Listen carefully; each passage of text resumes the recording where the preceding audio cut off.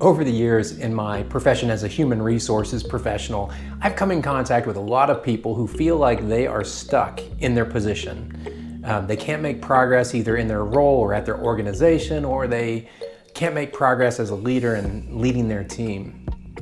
But at the same time that these people are telling me that there's just no way that they can get unstuck, I see this other group of people, and this other group of people somehow, they manage to get through that period of being stuck, and they go on to have great careers. They get promotions, they get advancements, they make progress in their career. Sometimes they go to other organizations and get really cool titles. And so I'm thinking, what's the difference? Why is it that one group of people is telling me that they can't do it, and another group of individuals seems to be able to make that progression? What is it?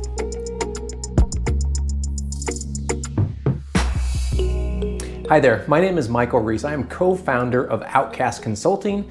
We specialize in helping professionals get unstuck or make advancement in their careers. That's our goal, that's what we do. We also work with leaders to help them get some ideas on how to better manage and lead their teams.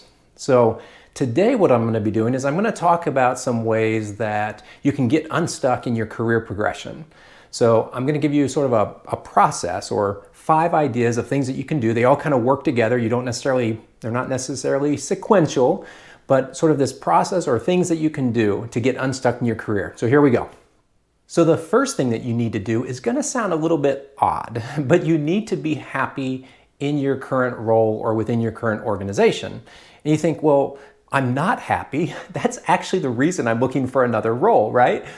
But here's what happens, is that when you're not happy in your current career or in your current role, you're going to go out and you're going to start networking, and you're going to apply for positions, and you're going to start interviewing for roles. And that feeling that you have towards your current position or your current company, that is actually going to be felt by those that you're meeting with.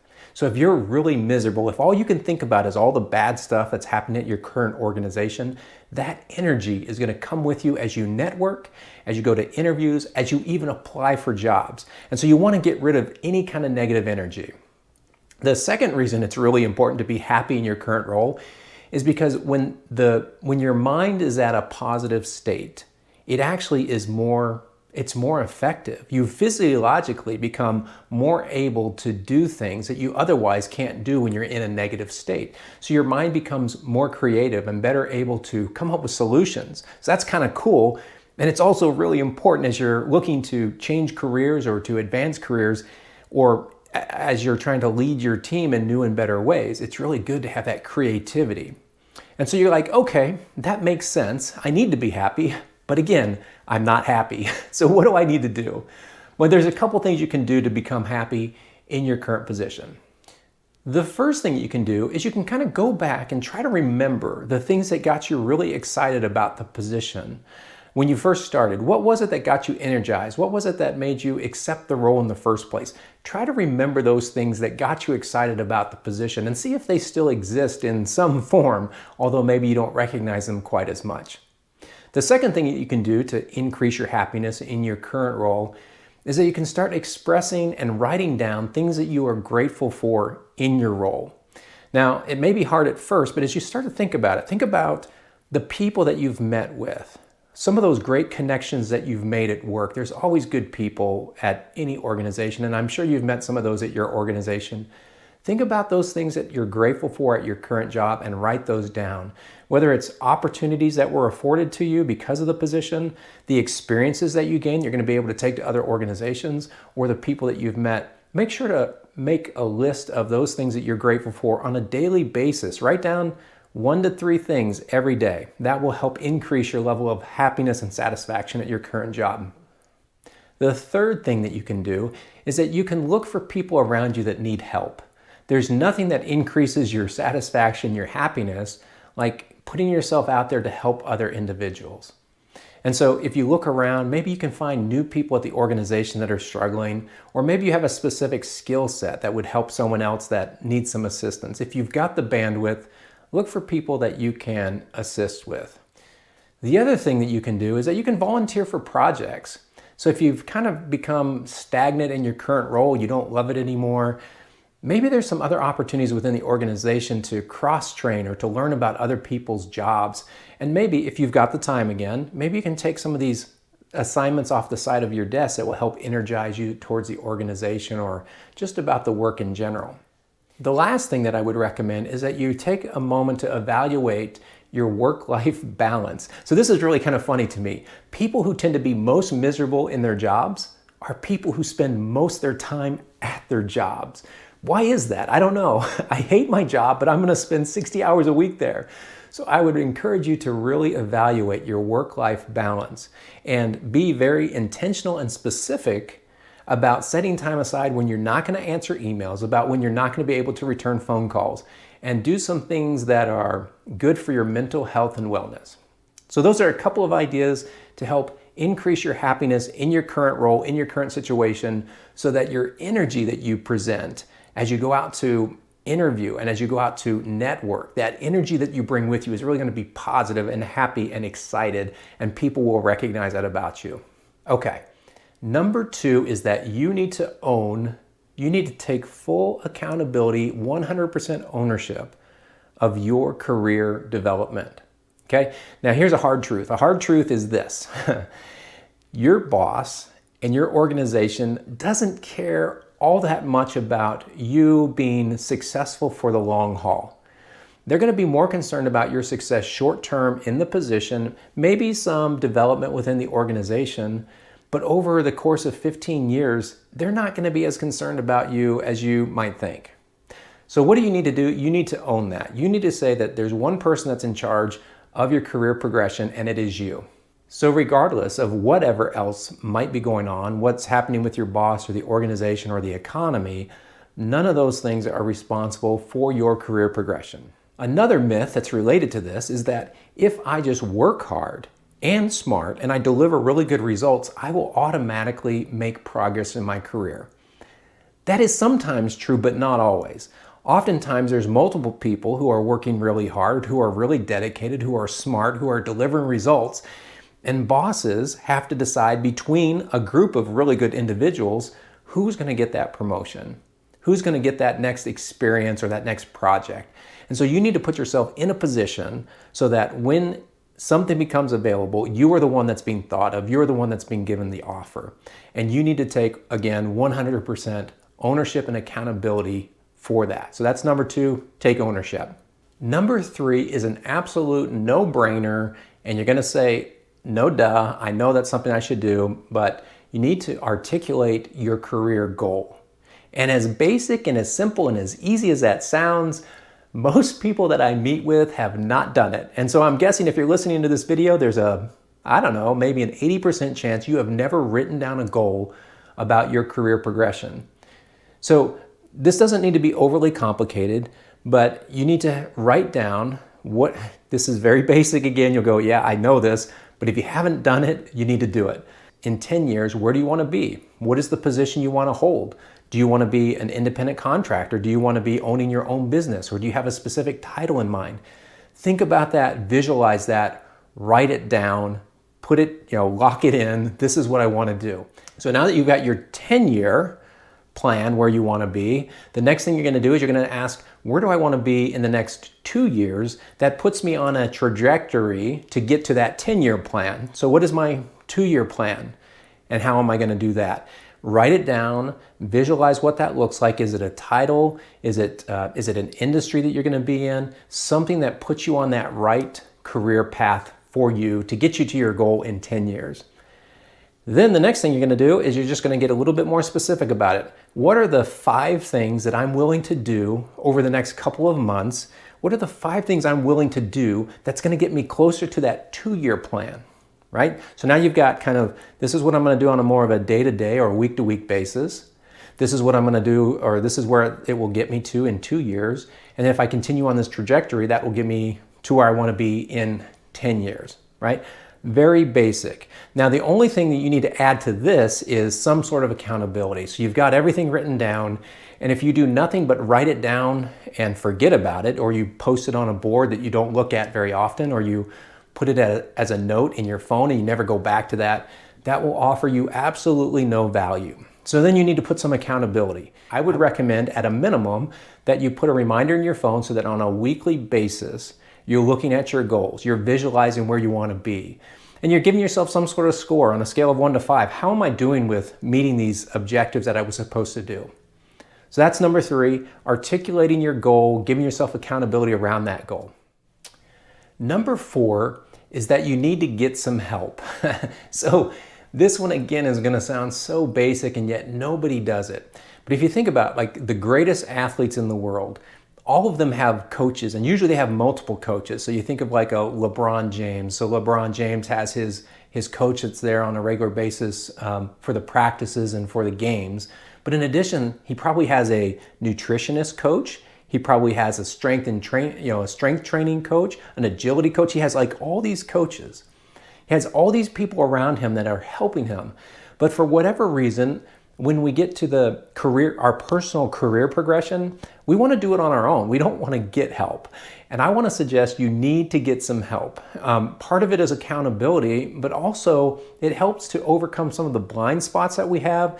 It gives us ideas on things that we can do to increase our likelihood of making it to a specific spot that we're trying to get to reach those goals. So there's 4 people I would recommend in terms of that should be surrounding us to help us with our career progression. And they each have sort of different roles, I would say, that they play. So you definitely want to include your boss. And the best way is to do this is through your normal interactions where you have one-on-one conversations where you're talking about your performance. So simply make sure that your boss understands what your goals are so that some part of those regular one-on-one conversations can include discussions about how you're doing in your performance or your skill sets that are related to your career goals. So first of all, make sure your boss is included. It's a great person to help keep you accountable. The second person I would recommend is an executive mentor. So depending on where you are, if you're an individual contributor, going to be a manager, the executive coach that you're looking for is maybe someone that's a manager or a director, someone who has been in the position that you want. It's going to be someone who can tell you, what is that position about? What are the pros, the cons? What's good about it? What did they hate about it? And very importantly, what did they do to prepare themselves? Almost as important as learning about the position is also building a connection. If that executive likes and trusts you, then they're going to be more likely to recommend you to other people that you can meet with. So it's part of building your network, but it's definitely a value in just learning from them day to day. What do you need to do to prepare for that next step? So you've got your boss, you've got your executive mentor. I would recommend a career coach. Now, this is either a really good friend who can be objective with you and you don't get upset when they're objective with you. If you're going to get upset that someone provides really honest, brutal feedback, don't use that person. So that's why sometimes I recommend that your coach should be an external party, someone that you don't necessarily know, but you trust them to provide really honest, open feedback, and you know it's not personal to them, so they're just doing it for you. I would recommend you should be having meetings with them probably on a weekly basis to really gain some traction. So it's going to be someone that's willing to invest some time, and oftentimes you may need to pay for that executive coach. Number 4, I don't know if this is an official title, but I think you need a cheerleader. So during the course of if you're really trying hard to advance your career, there's going to be setbacks. There's going to be times where you get frustrated, or it's going to be really difficult and challenging times. You may not be making the progress that you were hoping to make. So you're going to need someone that you can go to that is really always has your back, that is going to be positive and supportive and is going to encourage you. They may also provide some objective feedback, but generally it's going to be more of a positive, encouraging, you can do it kind of attitude. So those are the 4 people that I would recommend that you surround yourself. And again, professional athletes do this all the time. They surround themselves with coaches. They surround themselves with people who help them and provide ideas, encourage them, keep them on track, hold them accountable. I don't know why we don't do it as professionals, but we should be doing it. So find yourself someone, make sure that your boss is involved, get an executive coach or executive mentor, get a good career coach, and then make sure you have a cheerleader, someone that is going to be rooting for you. Okay, last but not least, number 5 is that you need to become visible. And you think about it, there can be really great products out there, things that are really awesome and they provide a great service. But if we don't hear about them, if we don't hear how great they are, if people don't tell us about them, then we never get that product. So this is very similar to the idea of advancing your career. If nobody hears about all the wonderful, great things that you're doing, all the things that you're accomplishing, all the products that you're putting out there, all the projects that you're completing, all of that, if nobody hears about it, then it's going to be like that great product that nobody hears about, and nobody knows that you need to be promoted, that you're the right fit for that next role or that next assignment. And so you do need to do some amount of self-promotion. I know this makes people uncomfortable, but if done in the right way, it really shouldn't. You don't need to go out there and brag about things you haven't done. You're simply explaining the value that you bring to the organization, which is fair and which you should be doing. So there's a couple ways to do this. The first and easiest way is that you become visible through your one-on-ones with your boss. If you aren't having regular one-on-one meetings with your boss, that's probably the first thing you need to do. Make sure you're meeting with your boss on a regular basis. The person who has the most influence on your career within your organization is going to be your boss. And so you need to make sure that you have a really good relationship and a connection there. And the way to do that is to meet with them on a regular basis. But more than just meeting with them, how do you make that one-on-one meeting really effective? So there's a couple of ways. The first thing you need to do during the one-on-one, and I've talked about accountability before, you need to take accountability for that one-on-one. If you are waiting for your boss to set up the meeting, you're waiting for your boss to send out an agenda, you're waiting for your boss to list all the main topics that you're going to talk about, then you are not owning that. And that really doesn't do you any favors. Your boss is going to be so happy and so excited if you take ownership of that. If you send him or her the agenda, if you call out things that you think are really important to talk about, if you're bringing solutions to the table during the one-on-ones, you are fully owning that one-on-one process. If it gets canceled for some reason, you reschedule it. That's the kind of thing that you need to do first and foremost for your one-on-ones. Take ownership of that. That's going to go a long ways.